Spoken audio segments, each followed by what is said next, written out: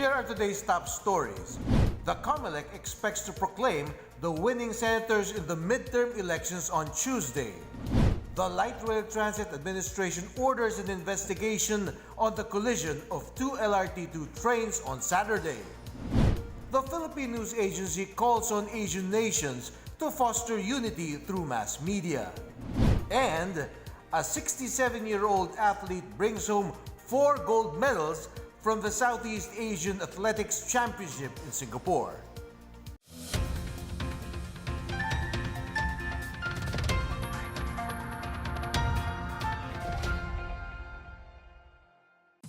Good day, I'm Rom Dulfo. Welcome to the PNA Newsroom.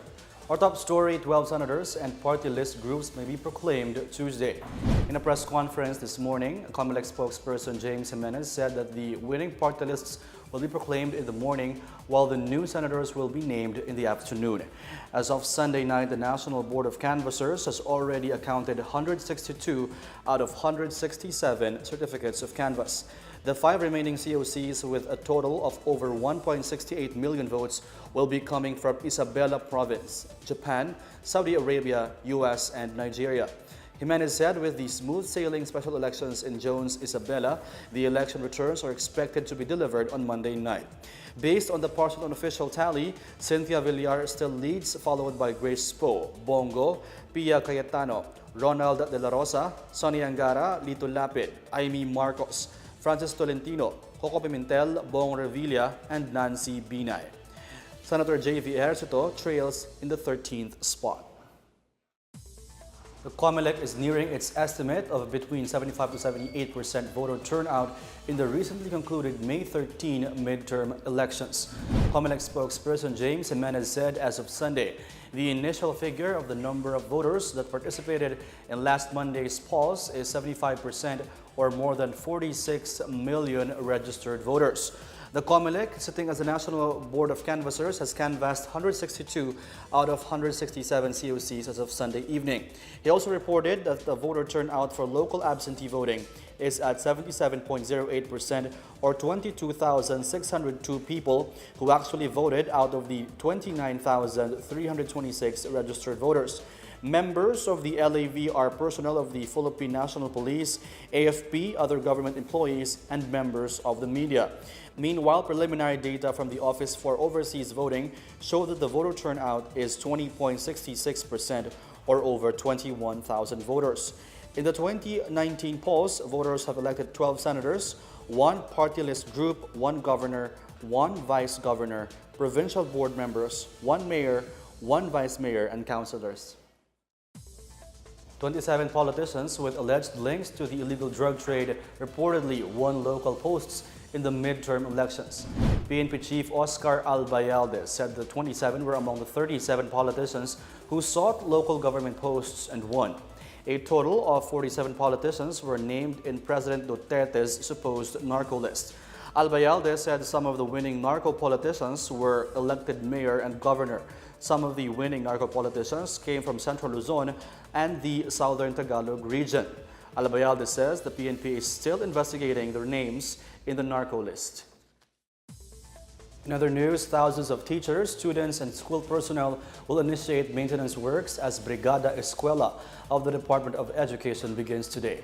The Eco Waste Coalition called on participants to use ways that don't worsen pollution as they renovate and repair school facilities. This includes the use of paints with lead and hazardous cleaning agents. All government agencies are in full swing as well in preparation for the start of classes. The Philippine National Police are coordinating with the DepEd and the Commission on Higher Education, or CHED, to provide security for the return of about 30 million students to school. The Philippine Drug Enforcement Agency, or PDEA, is also participating in efforts to prevent the involvement of school children in illegal drugs and other crimes.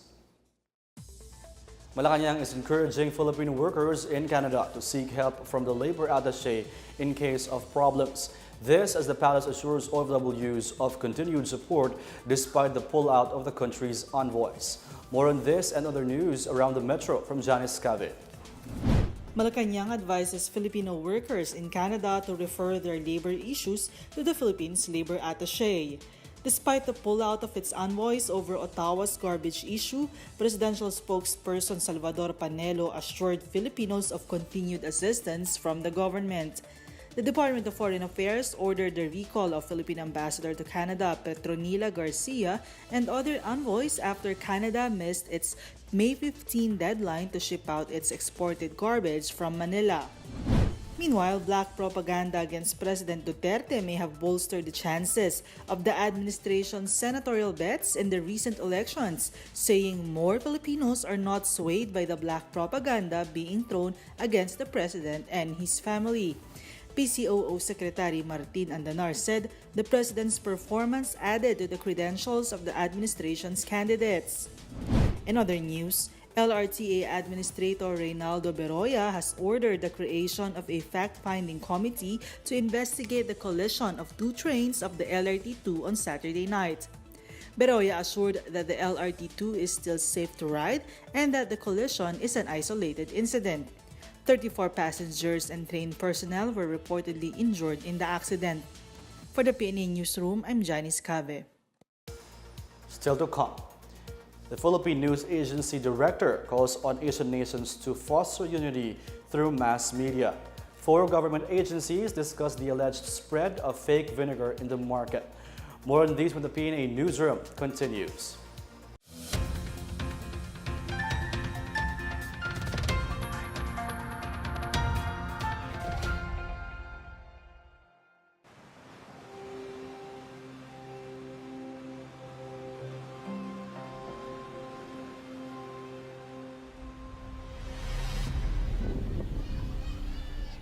The Environment, Tourism and Interior Departments recommended to close Boracay for 6 months. To address issues such as illegal structures and faulty drainage systems that is affecting Boracay's prized beach. The last time na nandito is 2017. It's actually crowded. Sobrang dami ng tao. Everywhere, makikita mo talaga bars and drinks and masamahalat talaga. We had more cases of skin disease. We had more cases of diarrhea. So nagkasama-sama lahat ng mga agencies, tiningnan ano ba ang plano natin sa Boracay, compliance on Clean Air Act, Clean Water Act, at saka yung ating environmental compliance. When they started demolishing, we saw that there was action, that they put their money where their mouth is. Lahat ng nagamit na tubig ng customer, we collect it through our sewer lines and then it goes through a treatment process sa treatment plant. It was nice that it happened. Finally, Boracay got the attention it is in deep need of.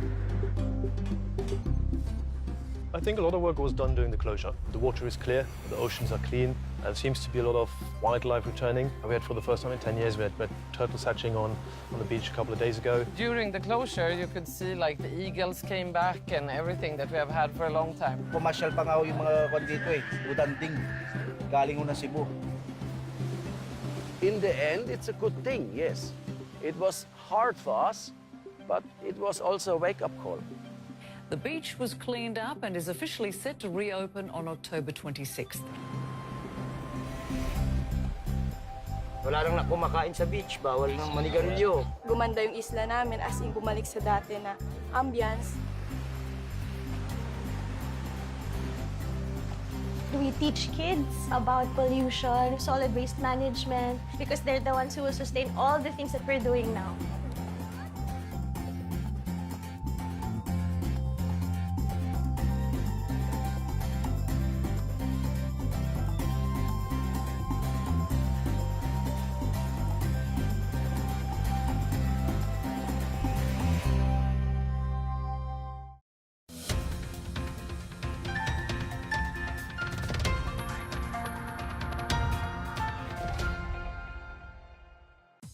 Asia is a region of diverse cultures and beliefs, but it has the potential for growth through a united front. With this in mind, our very own News and Information Bureau Chief Gigi Arcilia Agtay attended the 2019 Conference on Dialogue on Asian Civilizations in Beijing, China. In her speech during the sub-forum entitled Sharing Experience on Asian Governance of the 2019 Conference on Dialogue on Asian Civilizations, or CDAC, she said Asian nations emerged as a truly communicatively constructed system. when communication and public relations are viewed as tools for creating and maintaining relationships internationally. She cited the need for Asian nations to make use of the media to foster unity through communication. With more than 1,000 ethnic groups in Asia, we see a need to bridge the gaps and break boundaries among Asian nations towards a united and prosperous region. The diversity of Asia in terms of religion, ethnicity, culture, and language provide cause to unify the people of more than 40 Asian countries towards a harmonious coexistence that espouses learning and building of a shared future. Unlike in previous times when information transmission takes a long time to reach end users, current media trends and technology make available real-time information just about anything from different parts of the globe. I am urging fellow journalists and communicators as catalysts of unity and understanding to make use of multimedia platforms in bridging communities, bridging nations, and bridging civilizations. The forum, which was one of the 3 sub-forums hosted by the Publicity Department of the Central Committee of the Communist Party of China and organized by China International Publishing Group, was attended by more or less 232 participants composed of senior government officials, representatives of international organizations, think tank leaders, experts and scholars, representatives from the press and business community from 48 countries. The 3 sub-forums were part of the 2019 Conference on Dialogue on Asian Civilizations that runs from May 15 to 22. The House of Representatives approved today on third and final reading House Bill 8961, reviving the Mandatory Reserve Officers Training Corps, or ROTC. 106 to 7 voted in favor, 4 opposed, and nobody abstained. The measure implements mandatory military training for grades 11 and 12 in public and private schools as requisite for graduation. A counterpart bill is still pending in the Senate. The Davao Light and Power Company is expecting a 30% increase in electricity demand in its franchise areas by 2023. Based on the continued economic growth across the country, the power company expects demand to go up from 421 megawatts in 2018 to 546 megawatts by 2023. This as the city gears up for the construction of the more residential buildings, a hotel business park, a multi-purpose indoor arena, a factory, and schools between 2019 and 2021. Davao Light serves Davao City, Panabo City, and the towns of Carmen, Duhali, and Santo Tomas in Davao del Norte Province. The town of Donsol and Sorsogon, the Worldwide Fund for Nature Philippines, and the Department of Tourism have renewed their commitment for a sustainable and balanced ecotourism program. Under the renewed agreement signed Friday on the sidelines of the Butanding Festival, they would vigorously enforce the protection of the endangered whale shark, which is endemic in the province. They will also intensify their campaign against destructive fishing practices such as dynamite fishing, which put additional pressure on the whale shark's population. Donsol Mayor Josephine Alcantara Cruz pledged to facilitate the development and improvement of facilities, saying they would manage and maintain the sites and provide safety to tourists. This year's Butanding Fest runs on May 17 until 24. A magnitude 4.2 earthquake rocked Masbate this morning. Meanwhile, farmers report about 11 million pesos in agricultural losses in Guimaras due to El Nino. These and other news from the provinces. From Miguel Hill. In Masbate, a magnitude 4.2 earthquake rocked the province at 6:45 this morning. PhilVolts said the epicenter was located 8 kilometers from East Limbuhan.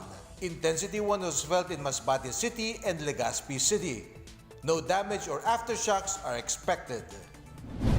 In Guimaras, the Provincial Agriculture Office posted a loss of about 11 million pesos worth of agricultural products due to El Nino. High-value crops like vegetables, cacao, and coffee were the most affected. Damages in rice was pegged at less than 1 million pesos and about 200,000 for the corn. On the other hand, El Nino is a favorable weather to mangoes, cashew nuts, and salt. No municipality has been placed under a state of calamity. In Bacolod City, a second edition of Bacolod Chicken Inasal Festival will be held on May 25, following its success last year where 3,000 pieces of chicken parts were prepared for the festival. At least 25 establishments have already confirmed their participation. This year's festival will still feature 300 meters of barbecue grills lined up along Araneta Street. In San Jose Occidental, Mindoro, a trainer craft carrying a Filipino pilot and Saudi Arabian student pilot has gone missing after taking off Friday morning at San Jose Airport in Occidental, Mindoro. The whereabouts of the two passengers and their ill-fated aircraft is still uncertain as of now. For the PNA Newsroom, I am Miguel Hill. Up next, the 2019 PRISA Sports Meet opens in Davao City. A 67-year-old athlete brings home 4 gold medals from the Southeast Asia Athletics Championship in Singapore. The PNA Newsroom returns after these reminders.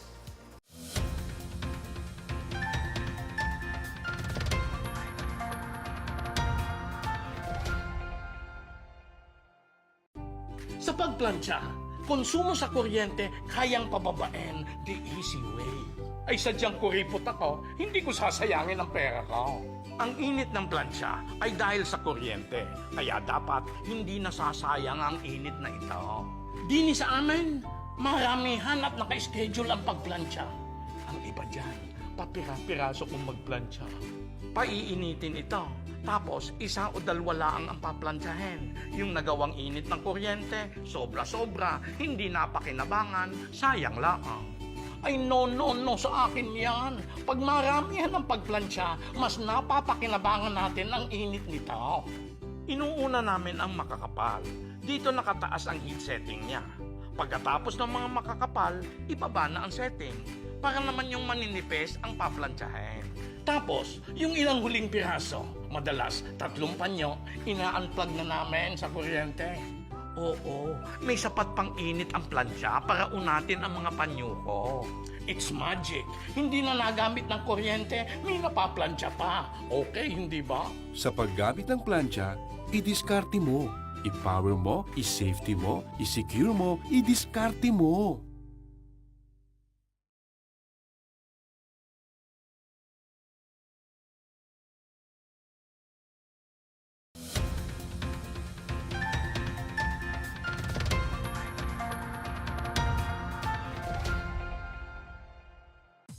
In sports, this year's National Private Schools Athletic Association Games, or PRISA, formally opened on Sunday in Davao City. Philippine Sports Commission Chair Butch Ramirez led the opening with officials of the PSC, Commission on Higher Education or CHED, Department of Education or DepEd, and the local government of Davao City. Ramirez told participants to take into heart the lessons of sportsmanship and camaraderie. This is the first time Davao City is hosting the event since its inception in 1953. Over 7,000 college-level athletes and coaches from 16 regions will compete in 19 sports events until May 24. Nearly 500 campers joined the Bacolod leg of the Alaska Basketball Power Camp 2019 in Bacolod City. The Bacolod training camp, which ran from May 10 to 16, saw the most number of participants among the 3 events conducted in various cities this summer. The Manila leg lured 195 campers, while Baguio camp drew more than 300 young basketball enthusiasts. Camp director and former PBA star Jeffrey Carriazo said they teach participants the core values to be a good citizen and better athlete. Bacolod head coach Mark Tata Bilangel noted the growth of the campers, some of which became varsity players in various schools. He said Bacolod has numerous talents waiting for an opportunity to be trained and become champions. Filipino journalists and government media workers participate in the training seminar on collaboration between the Philippines and China's media industry. Zhao Zhihong, Deputy Director General of the National Radio and Television Administration, led the opening of the 14-day seminar for media practitioners of the Philippines in Beijing on Friday. He said China is willing to continue to strengthen cooperation with the Philippines in the fields of news exchange, program production, technology research and development, industrial development, and human resources construction. The Philippine delegation, led by PCOO Director Vinci Beltran, consists of media practitioners from the PCOO and its attached agencies, as well as members of the provincial media. A 67-year-old athlete who still competes in international sports brought home 4 gold medals from the Southeast Asia Athletics Championship held in Singapore from May 3 to May 6. Joyce Kudis with the story. Age is never an issue for 67-year-old bemedaled athlete Arlinda Lavanya, a retired police who during the service represented the country in various international athletics competitions as a member of the Philippine team. After her retirement in 2008 as Police Chief Inspector, she went on to hone her athletic skills and continue to compete and serve the country through sports. Lavanya won gold medals in the javelin throw event, recording a distance of 25.6 meters, discus throw event with a distance of 18.99 meters, shot put at 7.25 meters, and hammer throw event with a record of 20.8 meters. She bested athletes from several countries such as India, Malaysia, and Singapore. She said her secret is getting full sleep every day, plus a balanced diet composed of lean meat, fruits, and vegetables. Lavanya will again represent the country in the Masters Athletic Championships from November 28 to December 9, 2019 in Kuala Lumpur, Malaysia. For the PNA Newsroom, I'm Joyce Kudis. Let's check out the weather forecast for Metro Manila and the rest of the country.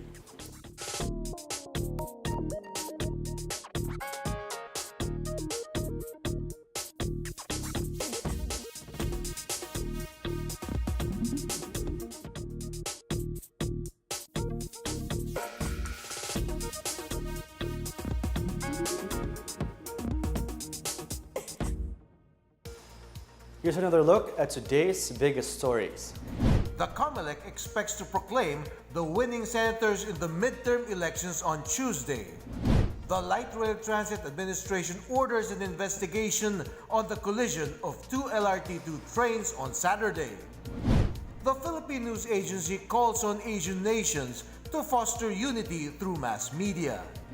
And a 67-year-old athlete brings home 4 gold medals from the Southeast Asian Athletics Championship in Singapore. Thank you for watching another edition of the PNA Newsroom. To check out these and other stories, visit the PNA website or follow the Philippine News Agency on Facebook and Twitter. For more stories about the government and how it serves Filipinos, look for these hashtags in all our social media platforms and websites. And that's your daily dose of the latest news and information that you need to know from the PNA Newsroom. I'm Rom Dulfo. Good day.